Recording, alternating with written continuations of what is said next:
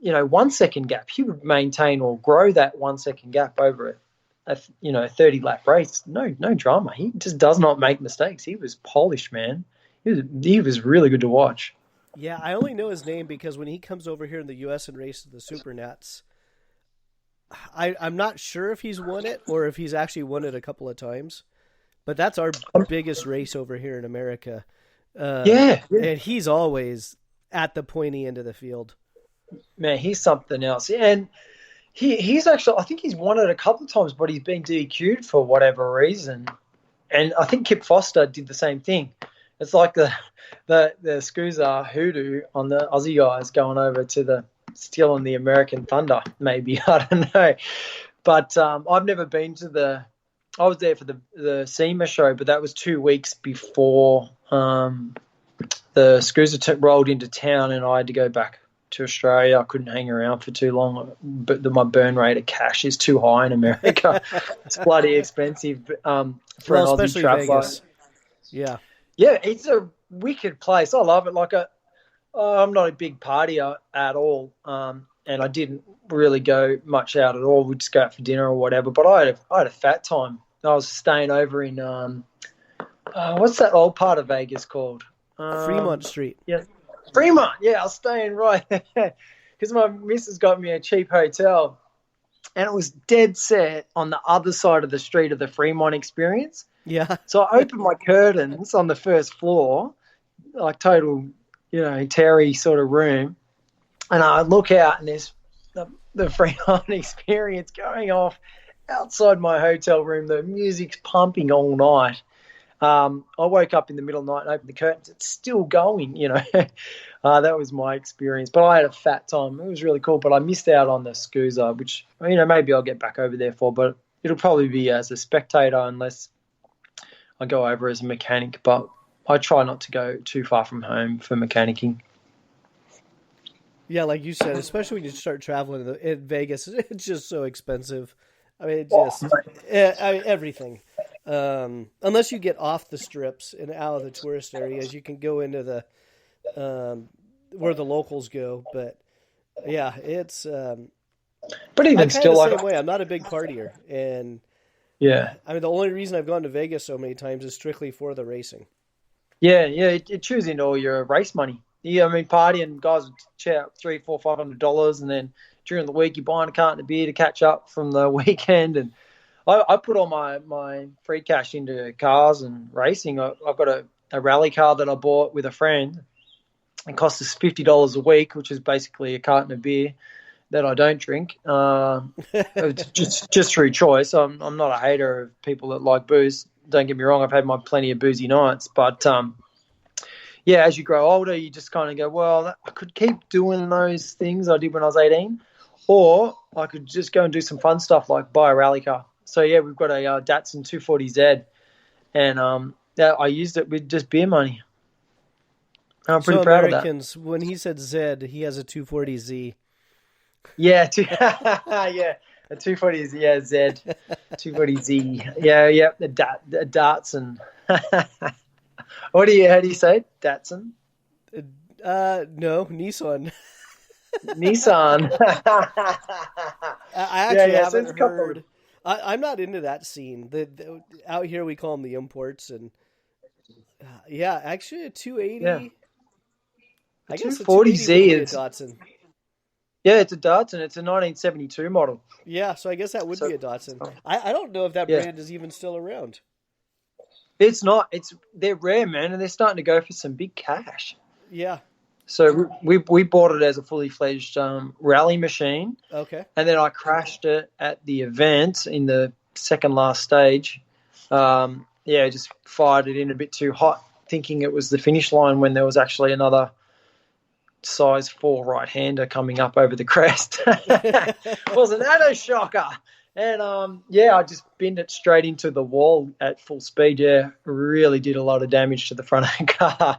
And my ego got smashed to pieces, which is cool. And my co-pilot had a sore back because his seatbelts weren't tight enough. Oh. And I had the most chronic whiplash. Then that night we're sitting in the bar. Actually, I did have a beer that night, and crying into my beer. I go to turn to my mate, and instead of being able to turn my head, I just had to turn my whole shoulders because my neck had started to seize up. And the next day was because I didn't have a hands device on, and we hit the wall pretty hard. My neck was pretty sore from my head flying forwards in the car. But it's cool. It's nearly fixed 5 years later. Yeah. You could probably see it in the back of the YouTube videos. It's hidden underneath a white car cover. But one day I'll get the blue racing machine back out and go in for round 2. There you go. Yep, you got to keep racing, right? Yeah. We've got a couple of that's a race car that me and my friend Joel own, and then I've got this great customer down in Byron Bay, and he's a full rev head as well, and he's taking me out, and he's got a little BMW 3 Series, like from the 80s E36, is it? Oh, I can't remember. BMW guys all love him anyway, and he put a M6 engine in it. No, M3 6-cylinder engine in it. So it really hammers. And he put an aero kit on it, and he's taken me out a couple of days in that at the track. And then he bought a Formula 3 car, a 1996 Dallara. Oh, okay. And the thing is just a bullet. Like, I've only driven it a couple of times, and we had this crazy oil leak. So that was kind of raining on our parade. But the couple of times I have driven it, like, you start going down the back straight at our local track at Queensland Raceway, and your head starts moving around because the airspeed going over your helmet's so fast, and you feel like, oh, well, I do anyway. Remember those old films of Ayrton Senna and stuff like that at Monaco, where he's in the cockpit, he's got the little steering wheel, and it's a H-pattern box, and it's just got that little stick shifter right over near your right hand. Yeah. And when they say it's a tub, I don't know if you've been in a Formula car. I had never been in one before in my life until Janian bought this Formula 3 car. Anyway, you sit in the tub, and it's literally just a skin of, like a bathtub of carbon fibre, and then bolted directly behind your back is the fuel cell. Bolted off the back of that is the engine and gearbox assembly, and then off all those corners is just the wheels and brakes, and that's it. They're 450 kilos, which is about, 800 pounds or 900 pounds. And it's got a little 2-litre Golf engine in it, and the thing just is a rocket. It just takes off so fast. And when you hit a corner, it's a bit like a go-kart. You just steer, and the thing sticks. And because it's got a wing in the front and the back, it doesn't understeer or oversteer. The faster you go, the more grip you have.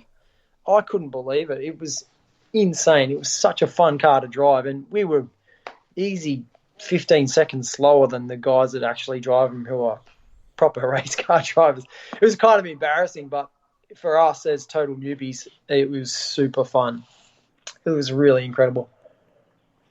Yeah, and that's just one of those experiences. I mean, you're just going to remember it. It's the lap time. Yeah, maybe the ego got checked a little bit, but yeah. But then it's like inside, you're like, man, that was just wow, what an experience.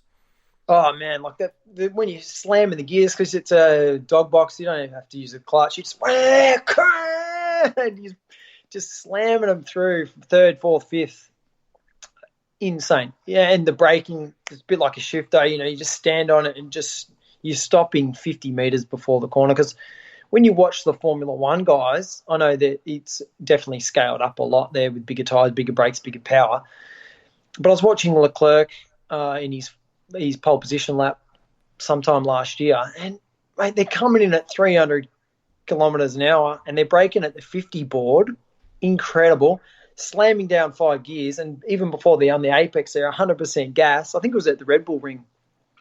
And then he just takes off, and I'm like, dude, like, when you finally get in a car and drive like a Formula car, and it gives you a perspective, like, because when you see Formula One, you're like, oh, how hard could it be? It's just, guys hooning around. Yeah, they're excellent. They're much better than me, but yeah, sure, I could get in and do it. I'm telling you, son, it is so hard to like have the figs to actually go that deep into the brake zone. Like the 50 board, are you insane? Like, I don't even know how you act quick enough to get a car to stop from any speed to a turning speed in 50 meters. Their reaction times must be just incredible. Yeah, a couple of years ago. Actually, it's probably 10 years ago already. And I can't remember which IndyCar driver it was, but I think it was like a TV show. And I don't know if it was Scott Dixon or which IndyCar driver, but they were doing these lights and reaction time for lights. And it was basically a show. Now I got to look it up because I remember this segment of the show, but I don't remember the whole show. But it's basically to debunk different sports and how are you an athlete or not. And they had this IndyCar driver on doing this light hand reaction test, and he smoked it. And everyone was very surprised. It's like, how can he be so fast? It's like, all you do is race cars. I mean, that's all you do. Yeah, and it was like a debunking show. And it's like, you see how he does it. It's like, oh, this is incredible. Yeah. You got. I mean, the reactions. Yeah, I guess that's something that people don't. That if you don't know, you don't know, or you don't know what you don't know. It must be way more highly. Your reaction times must be so much higher than everyone else's that you just don't even realize until you do a test like that. That's one of my favorite quotes, by the way. What's that? You know what you know, you know what you don't know, you don't know what you don't know. That's like my all-time favorite quote. Wasn't it? It's from what? Wasn't it Donald Rumsfeld? We got the known, we've got the unknowns, we got the known unknowns, and the unknown unknowns. Yeah. Isn't that some famous quote? The first time I heard it was in a sales conference. And I walked away thinking, what the hell was that guy just saying? It's like, I didn't get it. And it didn't click until I was watching a PBS special called Nova, and it was about the solar system. And my brain just says, oh, I didn't know about that. Like, I didn't know it existed. And I went, oh, that's what that guy meant. That's my unknowns. You don't know what you don't know. Yeah. Yeah. It's a bit of a tongue twister, but yeah, it does make a little bit of sense. You don't know what you know. So. Well, you've been on with us for over an hour, and I appreciate your time.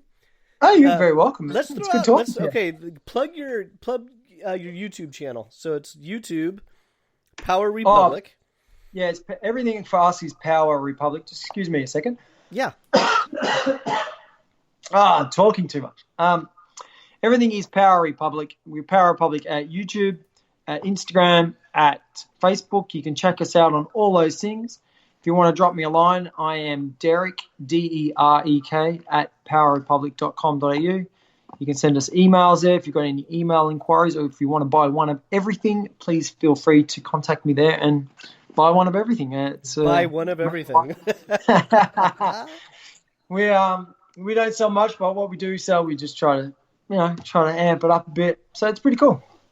Yeah. So if anyone wants to reach out, any of those channels, I'm there. And if you like the podcast, please feel free to subscribe, turn on those pesky notifications, and give us a thumbs up. That's right. It's on repeat now. Yeah. No, that's a great. I mean, I really enjoyed myself. It's. Yeah, no, it's been. I did a podcast with another guy from America at, I think it was Kart Pulse. Davin, do you know Davin? There's Davin, yep, and there's James. Yep. I know Davin. Well, I only met Davin. It took he hit me up at the end of last year. We did a podcast, and I don't think it's come out just yet. And it took us a couple of months to end up. He was busy, I was busy. I went away at Christmas. I went back to England, and it just didn't happen until I think it was late January. So it's only my second podcast, but it's basically just having a chat to somebody that's got a like interest. I listen to tons of podcasts through, like on iTunes or whatever. Especially when I'm at work, I can just put my duds in and sort of listen away while I'm working, and it kind of helps, like just stay in the zone. Or if I'm doing a long drive, I crank podcasts all the time. So exactly, just start, play, pause whenever you want. It's actually James and Davin from kartpulse.com. those are the two that actually got me started